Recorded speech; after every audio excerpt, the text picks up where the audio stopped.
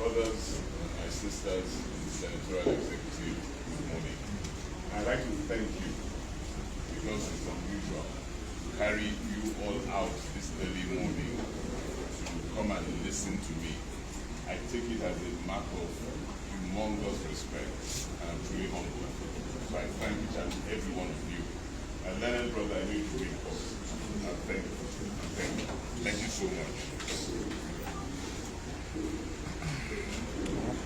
My brothers and sisters who are me and who are with me, I thank you. All my brothers and sisters from the House of Assembly, from the party, from my family, I thank you. I thank you very much. I don't want to take too much of your time, but I have come today on a little mission. And my mission is clear. One, to come and introduce myself to you, my leaders, so that you know me well, for those who know me before, and those who don't even know me, and for those who know me much better. Just to say a few things about my thinking, to say a few things about who I am, and to say a few things about what I expect us to do in this our project. Because what I have come for today is a project that concerns all of us, and is a project for all of us. Because my project is simple. My project is to take Edo State by the grace of God Almighty from where it is today to become a first world economy, period. Regardless what is happening in Africa and regardless what is happening in Nigeria, Edo State is blessed with the capacity, with the human resources, with the mineral resources, with even the situational resource. Because Edo State stays in the center of Nigeria. And it's true in the heartbeat. There's nobody traveling to any part of Nigeria that doesn't pass through one part of Edo State. There's no part of Edo State that cannot grow any crop. And the mineral abundance we have in Edo State is second to just a few states in this country. So Edo State is an extremely blessed state. So why is Edo State taking a cue from those parts of Nigeria that are not developing? Why don't we follow leadership that will move Edo State to a point where no man or woman is oppressed, where every child is in school, where every person has access to food health, and where every person not just has 3 square meals a day, you eat well and you can meet all your needs. You may not meet your wants, but you will meet your needs. You may not meet your excesses, but you will meet your needs. You will stand as a man and a woman able to meet their obligation, happy and proud to be an Edo citizen. That is my goal, and it's our goal and it's our project. My name is Asue Ighodalo. My father, Jeremiah Edo Ighodalo, was part of all of us here. My mother is the first woman permanent secretary in Nigeria. She hails from Edo State. We are 3. My older sister, who's now retired, business executive, and my younger brother is a pastor, is a chartered accountant, is a mentor, is a politician. He's a many things. You know, Pastor Asue Ighodalo. We have lived in different parts. I was born in Uyo, where my father worked in Aba with Nigerian breweries, and it's so ironical that my father was chief accountant at Nigerian breweries, and I am today chairman of Nigerian breweries. The first 2 years I lived in Aba, then I went with my mother to Ibadan when she was in the civil service, when she rose to become the first woman permanent secretary in Nigeria. I went to primary school there, went to secondary school at King's College, went to University of Ibadan to study economics, then I went to London School of Economics to study law, came back, worked with the Chief Priest of Ubanjo, who died a few weeks ago at 99.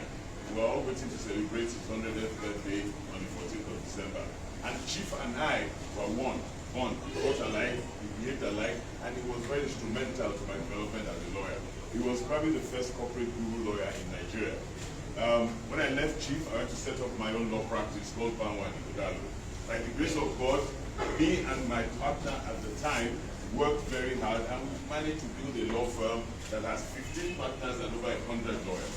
And we're the leading law firm in Nigeria in corporate work, mergers and acquisition, oil and gas, intellectual property, and litigation and arbitration. I would just like to say briefly that we have about 25 original banks before the new FFA banks. Out of those 25 banks, we were responsible for merging 20 of those 25 banks. All the federal national government bond issuances, international issuances, I've worked on them since 2011, and so forth and so forth. All the divestments by international oil companies and acquisitions, we work on all of them. You too much! You too much! You too much! And honestly, it's a blessing of God. It's not by my power, it's not by my hand. God just blessed me. And I'm not smarter or better than other people, but I have been, by the grace of God, able to gather a lot of experience. In 2008, Governor Obaseki came to me and said, I would like you to join me to work for Asue Ighodalo.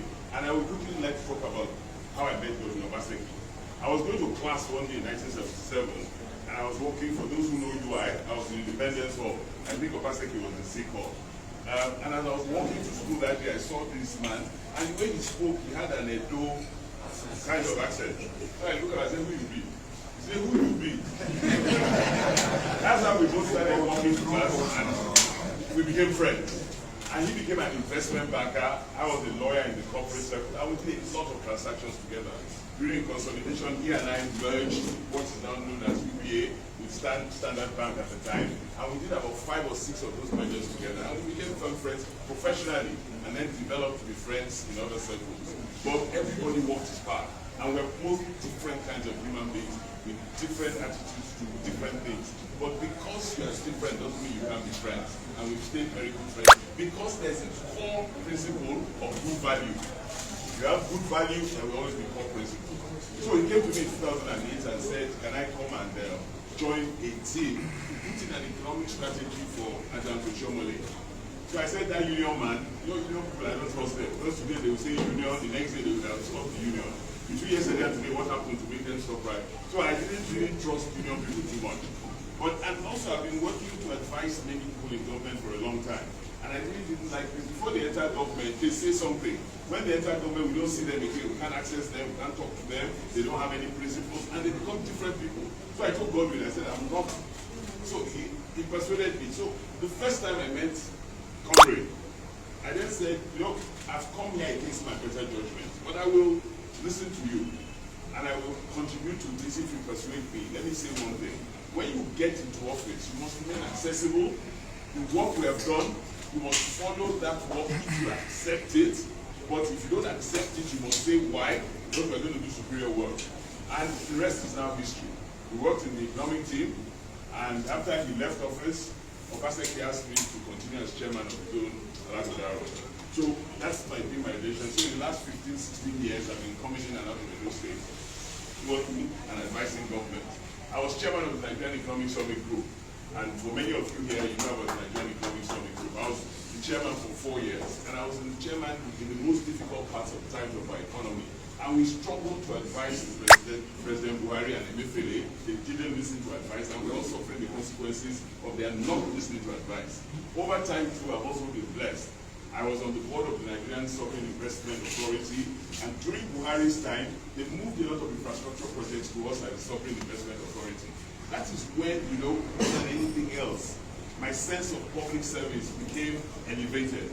Because we were responsible for making sure that the Lagos-Ibadan road was complete, the second Niger bridge was complete, the Abuja to Kano road was initiated, widened and completed, and a few other projects. We built the cancer center in Louvre, we built diagnostic centers, and I then saw what the power of public groups could do. I saw what the power of public groups could do if used well. And I'll tell you a little anecdote. In December, I think 2020, I was traveling out of Lagos. I think it was the 22nd of December. I'm not sure where I was going to see somebody in Ijebu, but I don't remember. And there was this massive traffic on the express road. And I wondered what caused the traffic. So these hawkers, I asked one of them, what's causing traffic? He said Julius Berger is still working and they blocked the road. During my period, I'd known them well in Julius Berger when we were negotiating for NSI. So I picked my phone and I called the MD of Julius Berger. I said, we have traffic here. People going to Owerri, when we didn't get there, this is Christmas period. If they spend 7 hours to get to Shagamu, I beg. And during this period, up until 5th January, please remove the roadblock, let people travel. In 20 minutes, remove. And I was thinking in my head, if you can use power for public good, how much good can you do? So that is why I am here today. from all of my experiences, to offer myself to the people of Edo State, and to say that if I am accepted by the people of Edo State, by the grace of God Almighty, we will move Edo State from where it is today to become a first world economy by God's grace.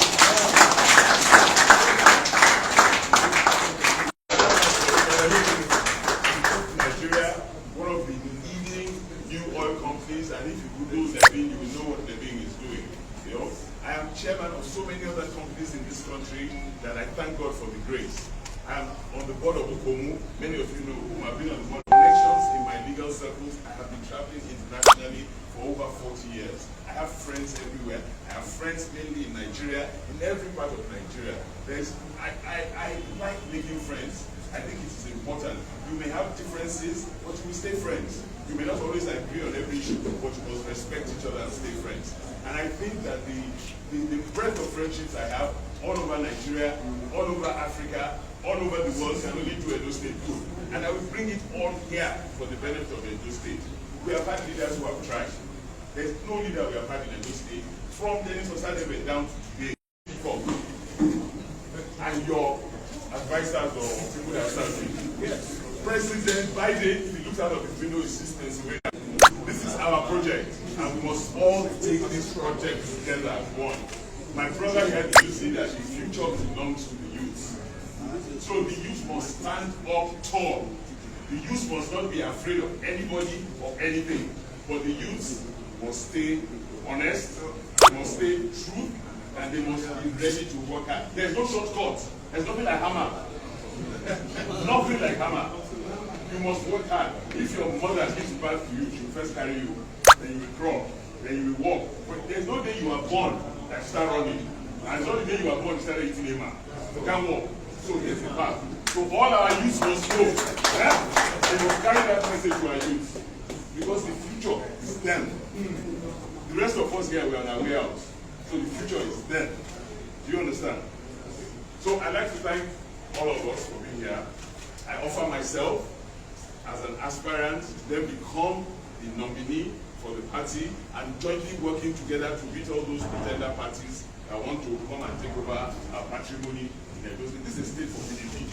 We should not, by conflicts, disagreement, disunity, allow impostors to come and take our state. That's my feeling. I am prepared to speak with anybody, negotiate with anybody, and I have started that process. I am talking across all lines. We cannot let it happen. We can disagree, but agree to disagree in a respectful and dedicated way. We cannot all face the same direction. We cannot speak the same words, but we can agree. And if you truly love Edo State, my point, if you truly love Edo State, there will be no disagreement at party level, because we will know that those disagreements will make us lose and will not be able to offer development to our people. I think people should stop being selfish or egoistical. People should not be egoistical. That's our problem. Whatever problem you have as individuals, if you are thinking of the greater good, we forget that problem. There are many of us here that have been hurt, that have been disappointed, that have been betrayed. But because we are woman and man enough, we rise above it. We must rise above. All those our leaders who are refusing to rise above, they do not mean well for us. If anybody means well for us, we rise above, so that we can jointly work together. You forgive. Even Jesus Christ forgave. So who are we as human beings not to forgive? So my own point, and I tell all sides, everybody, no ego here. If you people trust and love Edo State, and even love Nigeria, because Edo State is going to catapult Nigeria into development. Truly love Nigeria, I want good for Nigeria. Let's all our leaders come together. Let's beg them. If you are Mr. T.O. or Mr. G.O. or Mr. whatever, let's come together. I thank you all for listening to me. I'm really grateful. I know Edo State will certainly be great by God's sake. And God is with us. If you look at the history of Edo State since the creation of Business Director in 1963, you see that historically God has been with us. And God Almighty